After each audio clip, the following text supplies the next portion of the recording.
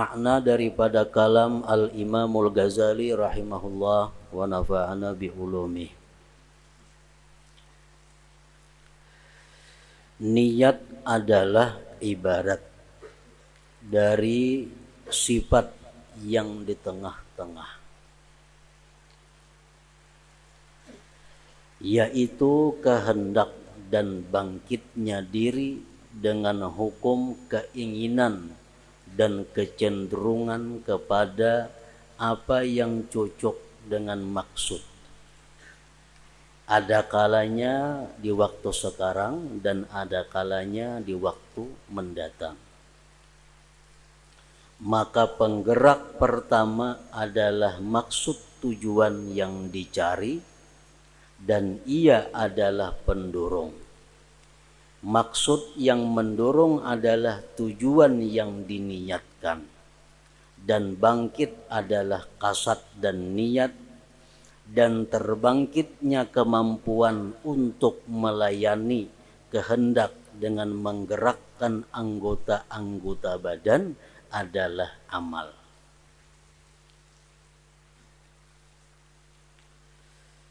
Nah, jadi pahaman daripada apa yang dijelaskan oleh Imam Al-Ghazali tadi, beliau mengatakan bahwa niat itu andaknya di tengah-tengah.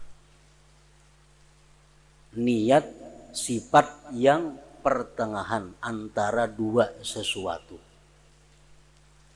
Yang pertama adalah kehendak, maksud yang dicari. Dari kehendak atau maksud yang dicari itu lalu bangkit hati untuk memutuskan, mewujudkan apa yang dikehendaki tadi. Dari bangkitnya hati itu disebut niat atau kasat. Bangkitlah anggota tubuh untuk bergerak sebagai melayani dari apa yang diniatkan dan dikehendaki tadi. Nah, jadi niat itu andaknya adalah, niat itu ibarat dari sifat yang di tengah-tengah. Contohnya kita mulai rumah hendak sembahyang. Nah, mulai rumah hendak sembahyang itu ngarannya adalah iradah. Beluman lagi niat. Nah, mulai rumah hendak sembahyang.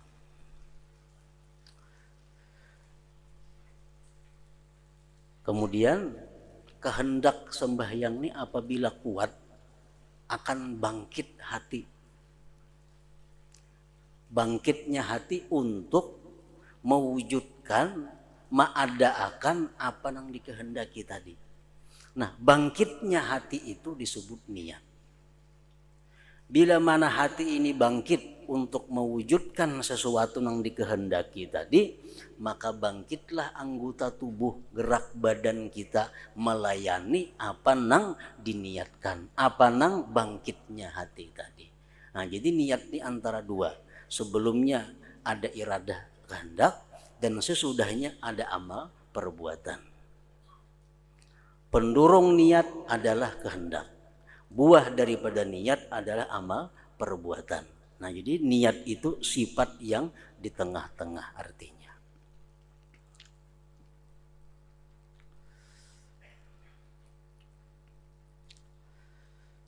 Maka penggerak pertama adalah maksud tujuan yang dicari dan ia adalah pendorong. Maksud yang mendorong adalah tujuan yang diniatkan dan bangkit adalah kasat dan niat. Dan terbangkitlah kemampuan untuk melayani kehendak dengan menggerakkan anggota-anggota badan adalah amal.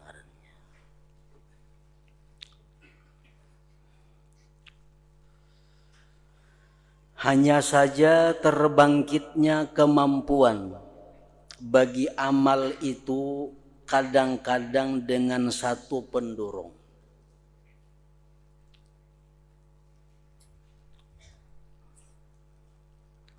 Hanya saja terbangkitnya kemampuan bagi amal, bagi bergeraknya anggota, bagi berjalannya batis, bergeraknya tangan, itu kadang-kadang dengan satu pendorong. Cukup satu niat bergerak anggota tubuh. Nah kadang-kadang ada cukup sebuting aja niat, anggota tubuh sudah bergerak. Dan kadang-kadang dengan dua pendorong yang berkumpul pada satu perbuatan. Kadang-kadang sebuting niat tuh belum kawa menggerakkan anggota. Datang pulang sebuting niat tambahan, bergabung dua niat, hanya kau bergerak anggota tubuh kita.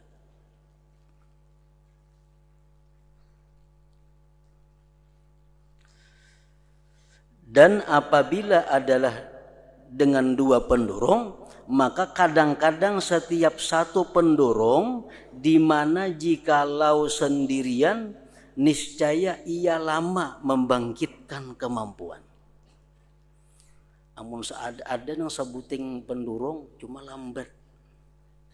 Amun niat sebuting aja lambat bergerak awak. Tapi kalau dua niat lekas bergerak. Nah ada juga jam itu. Dan kadang-kadang setiap satu pendorong kurang daripadanya kecuali dengan berkumpul. Yang ketiga, kalau sebuting aja pendorong, ini kada bergerak sama sekali, kada kawa. Dua hanya kau bergerak. Nah jadi tiga sudah nih. Pertama, anggota tubuh kita ini bisa bergerak, bisa beribadat hanya dengan satu niat. Ada yang kedua, anggota tubuh kita ini lambat bergerak kalau hanya sebuting niat. Bila niatnya dua, hanya segera. Ada yang ketiga, kalau sebuting aja kada kau bergerak, bila kada bergabung dua niat. Nah, yang ketiga. Dan kadang-kadang salah satunya itu cukup jikalau tidak ada yang lain, tetapi yang lain itu bangkit sebagai penguat dan penolong baginya. Ada juga orang yang mampu bergerak dengan satu niat. Cuma kalau ditambah niat nang sebuting, dia jadi bersemangat, dia jadi bergairah untuk bergerak. Nah, maka pembagian ini keluar 4 bagian. Maka hendaklah kami sebutkan bagi masing-masing contoh dan namanya.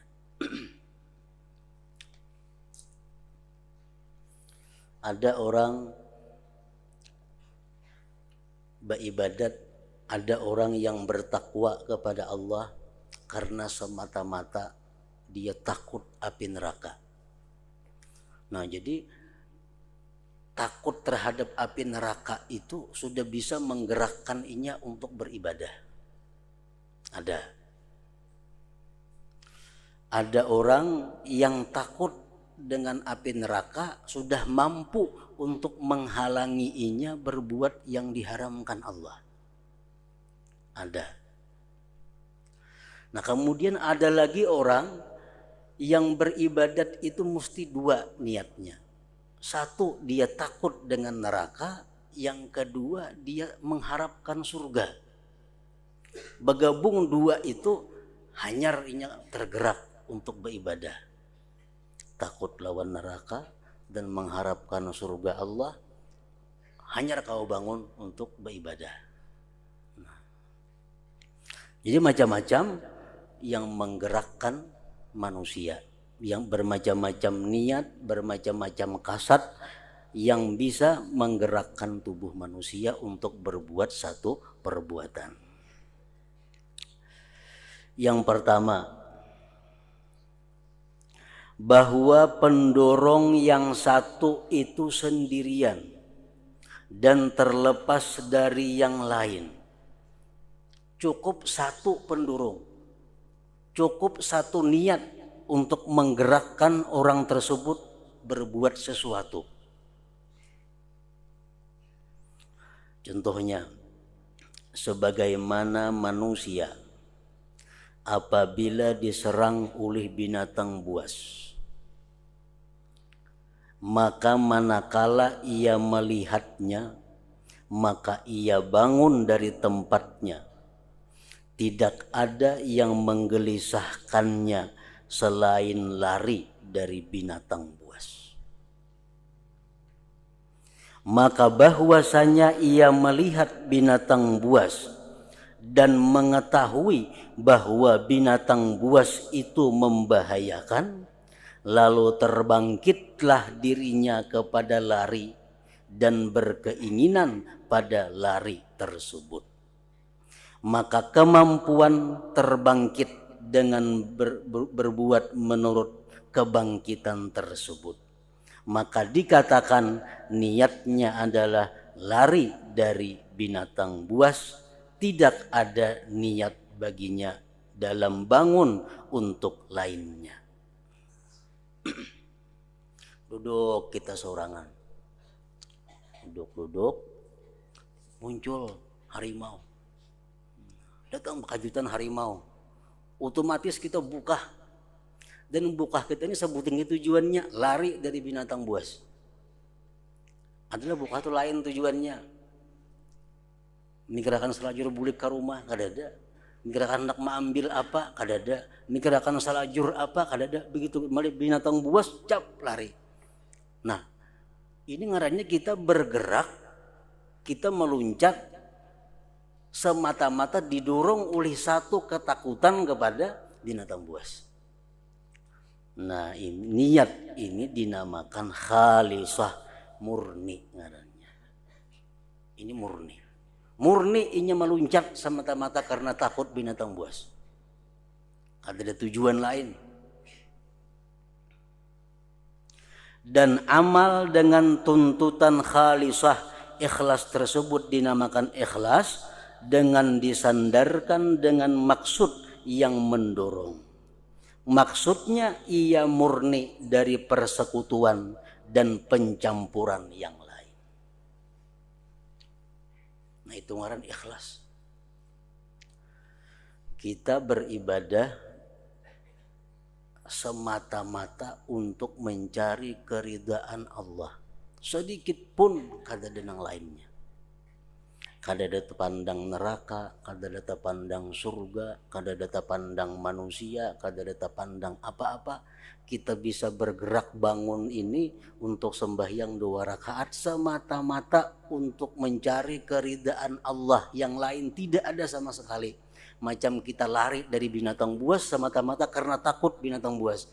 Nah itu ngarannya ikhlas. Itu ngaran murni. Murni karena Allah.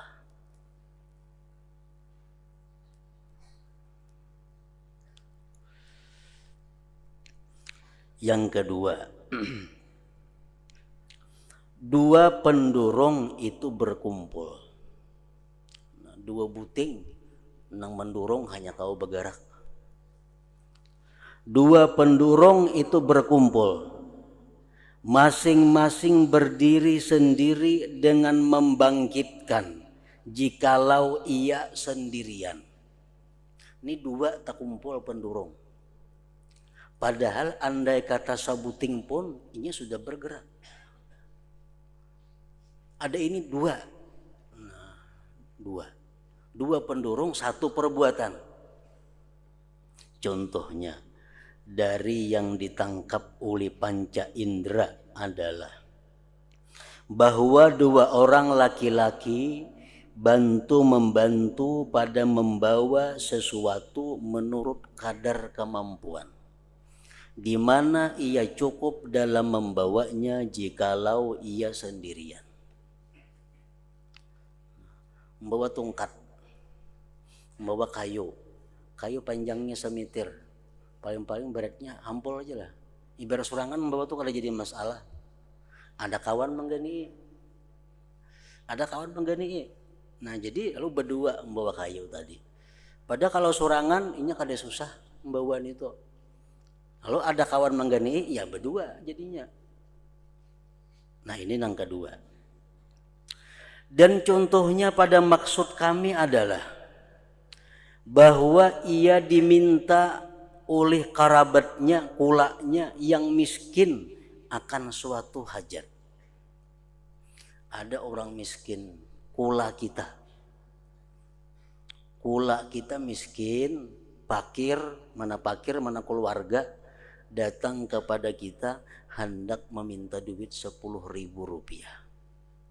Atau keluarga kita yang miskin ini datang kepada kita hendak menginjam kendaraan kita. Minjam pang sepeda motor jarinya.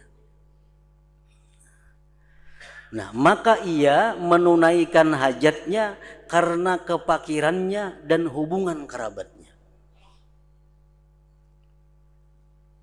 Ayo pakai sepeda motor. Kenapa kita hakun mengunjuk? Satu, karena ini kula. Yang kedua, inya kada diisi sepeda motor. Inya miskin. Nah, jadi dorongan itu kula ada, miskinnya ada. Lalu kita injami kendaraan itu. Maka ia menunaikan hajatnya karena kefakirannya dan hubungan kerabatnya. Dan ia tahu bahwasanya jikalau tidak kefakirannya, niscaya ia menunaikan hajatnya dengan sebab semata-mata kerabat. Andai kata nang datang nih, orangnya kada miskin, tapi kula minjam kendaraan, jadi injami juga. Andai kata ini kada miskin, orangnya datang kepada kita minjam kendaraan, ya kita injami juga karena ada kaitan kula. Dan bahwasanya jikalau tidak ada hubungan kerabatnya, niscaya ia juga menunaikan hajatnya dengan sebab semata-mata kefakirannya. Andai kata datang kepadanya orang miskin, fakir, kada bakula kada, cumanya fakir miskin, hendak minjam kendaraan, ya kita injami juga. Nah, datang sekaligus mana kula, mana miskin, kita injami. Pendurungnya adalah kula dan miskin. Tapi pendurung ini andai kata bersendirian, tetap injami juga. Andai kata datang kula nang sugih minjam kendaraan, diinjami. Andai kata datang orang miskin nang kada keluarga minjam kendaraan, inya injami juga.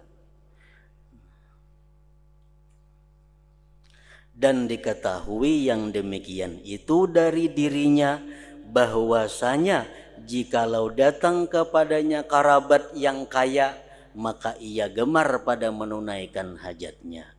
Dan orang fakir yang bukan kerabatnya, maka ia gemar pula pada menunaikan hajatnya. Andai kata datang kula nang kaya minjam, ya diinjami juga. Andai kata datang kada kula cuma miskin minjam, ya diinjami juga. Nah, contohnya lagi, begitu pula orang yang diperintah oleh dokter meninggalkan makanan. Jar dokter ikam isuk puasa. Isuk ikam puasa jar dokter. Dan masuk hari Arafah. Kebetulan isuk tuh pas hari Arafah. Jar dokter ikam isuk puasa dari jam sekian sampai jam sekian. Kebetulan pas isuk hari Arafah. Kan hari Arafah sunat puasa. Lalu ia berpuasa. Sedangkan ia tahu bahwasanya jikalau tidak datang hari Arafah, andai kata isuk nekada hari Arafah, niscaya ia meninggalkan makanan. Niscaya ia puasa juga karena menjaga diri pemantang. Karena dokter menyuruh. Dan jikalau tidak ada menjaga diri, niscaya ia meninggalkan makanan juga karena hari itu adalah hari Arafah. Orangnya sudah kebiasaan dari Arafah puasa, hari Arafah puasa, hari Arafah puasa. Kebetulan malamnya berubat, jadi dokter ikam isuk puasa. Pas hari Arafah.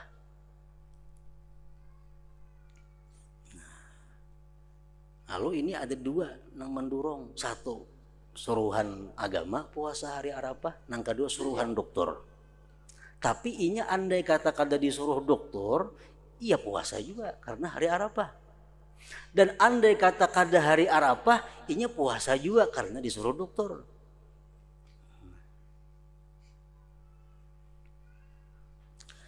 Dan keduanya telah berkumpul semuanya.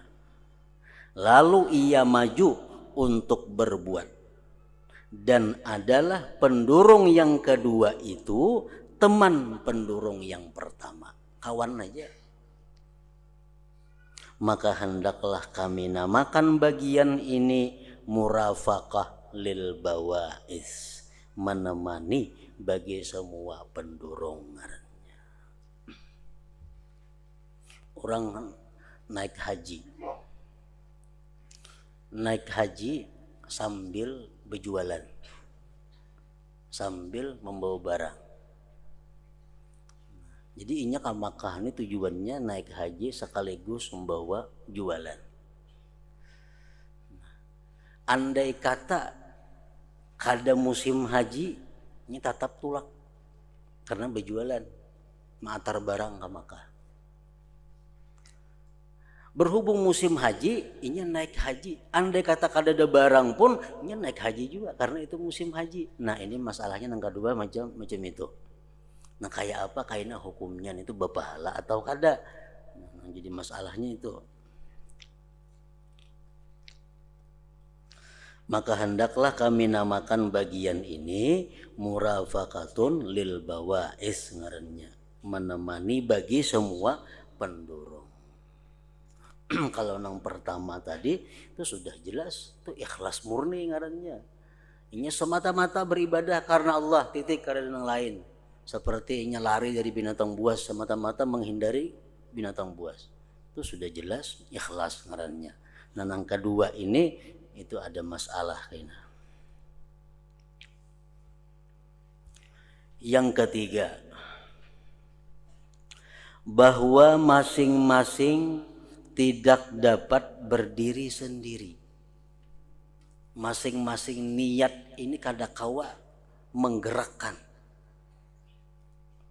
anggota tubuh kita. Jikalau ia sendirian,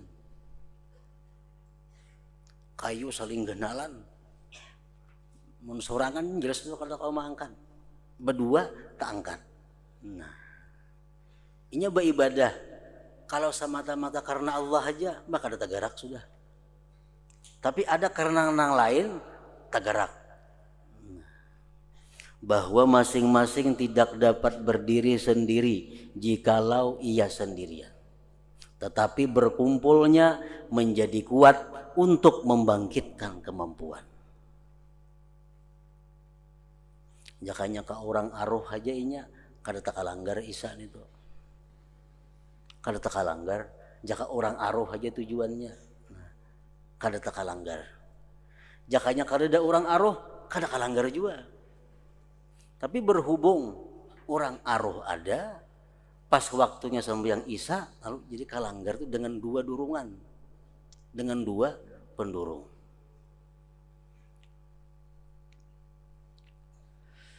Amunnya naik haji semata-mata aja, kada naik haji.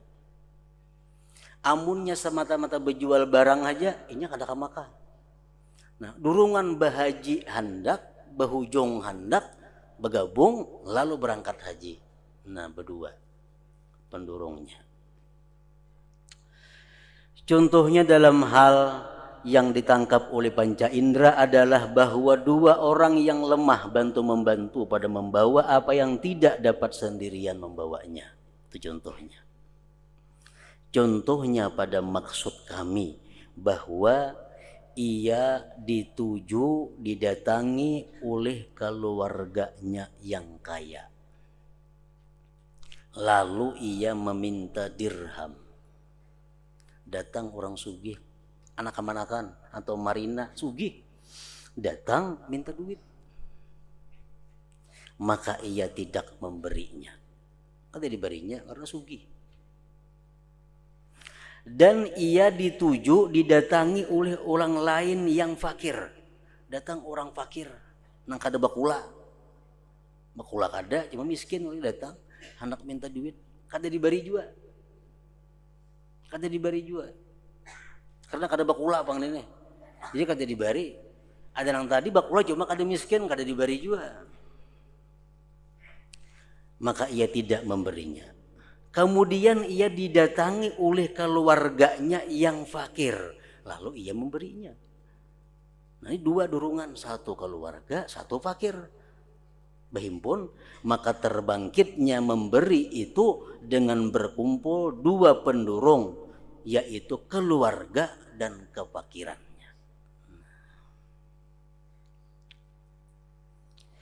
Begitu pula seseorang laki-laki yang bersedekah di hadapan manusia. Seseorang laki-laki yang bersedekah di hadapan manusia untuk tujuan pahala dan tujuan pujian. Ini bersedekah dua niatnya. Satu untuk pahala, dua untuk mendapat pujian manusia. Dan adalah ia jikalau sendirian, niscaya tidak membangkitkan akan dia oleh semata-mata tujuan pahala atas memberi.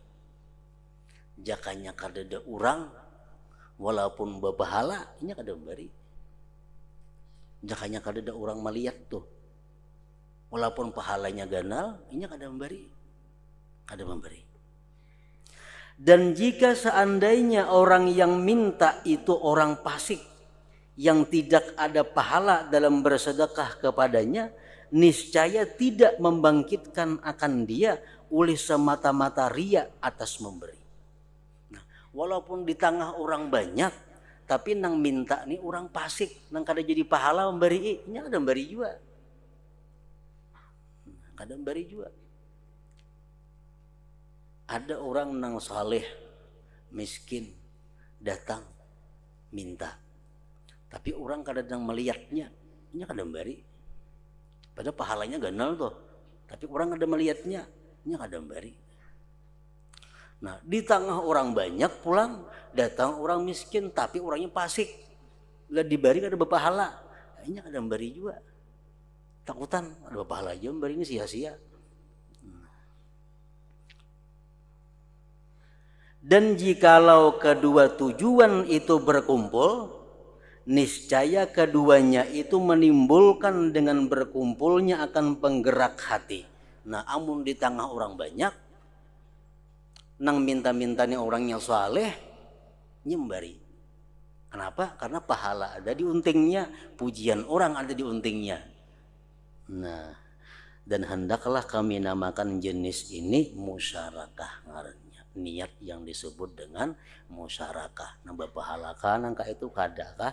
Itu kayaknya dijelaskan oleh Imam Ghazali.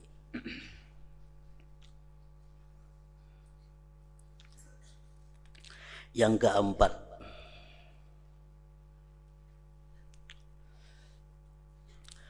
bahwa salah satu dari kedua pendorong itu berdiri sendiri. Jikalau ia sendirian dengan dirinya, dan yang kedua tidak dapat berdiri sendiri.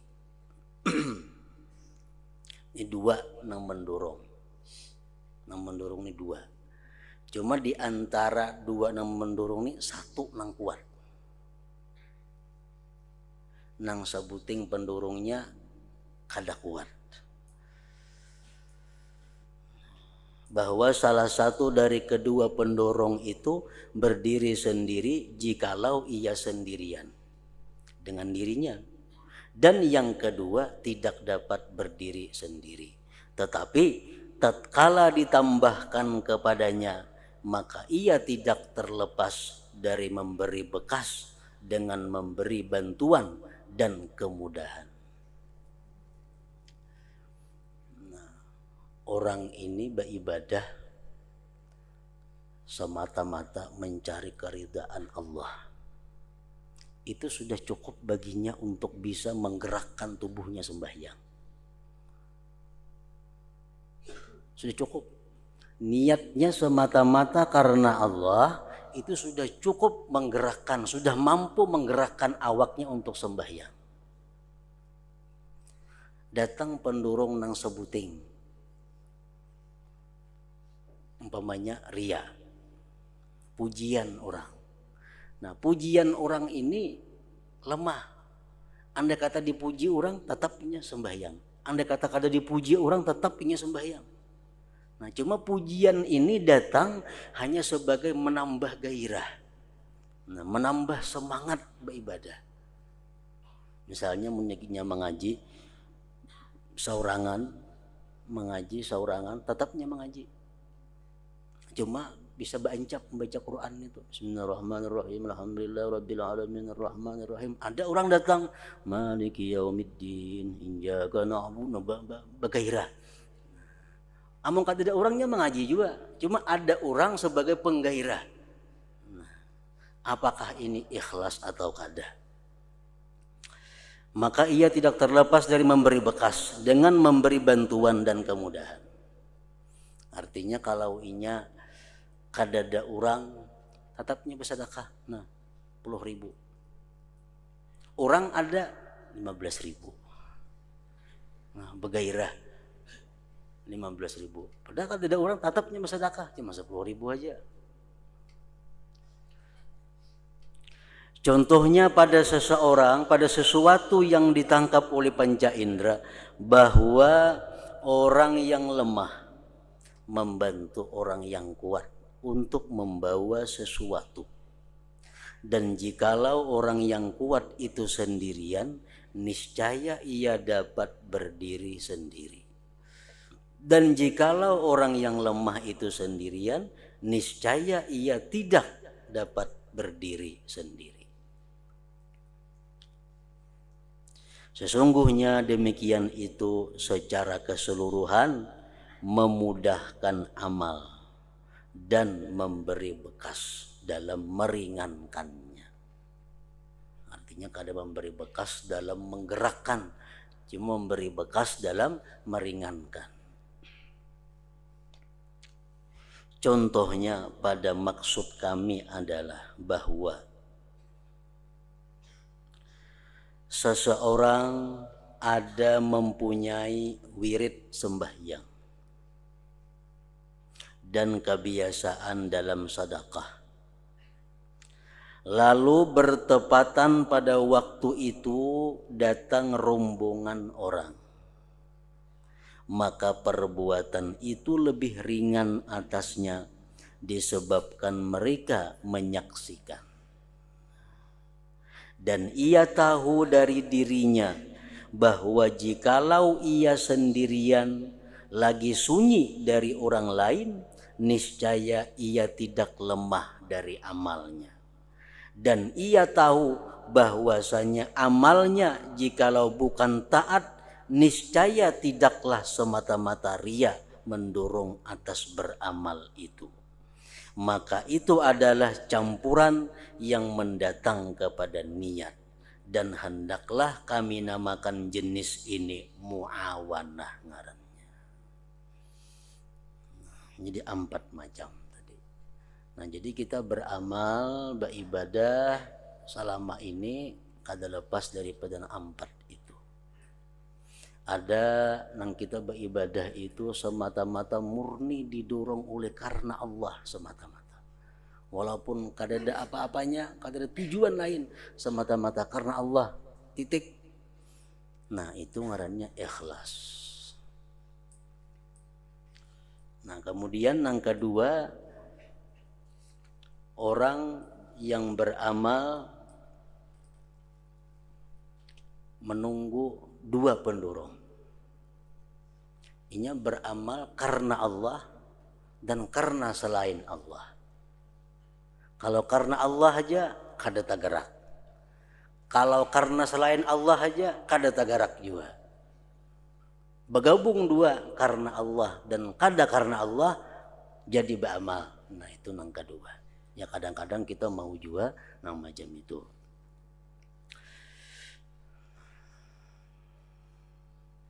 Nang ketiga,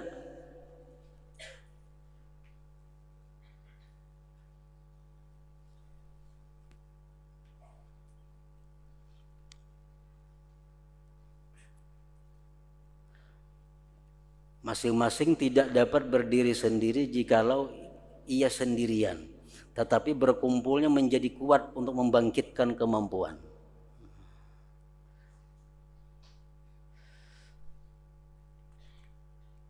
Nang keempat, bahwa yang riya itu, yang bukan karena Allah itu hanya sebagai meringankan atau menggairahkan yang karena Allah.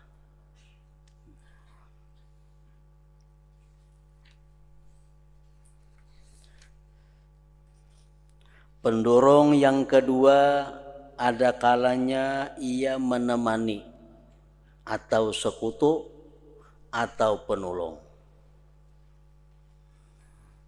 Pendorong yang kedua, ada kalanya ia menemani atau sekutu atau penolong, dan akan kami sebutkan hukumnya pada babul ikhlas, bab ikhlas. Dan tujuan sekarang adalah menjelaskan bagian-bagian niat. Sesungguhnya amal itu mengikuti pendorong atasnya, maka hukum dapat diperoleh daripadanya.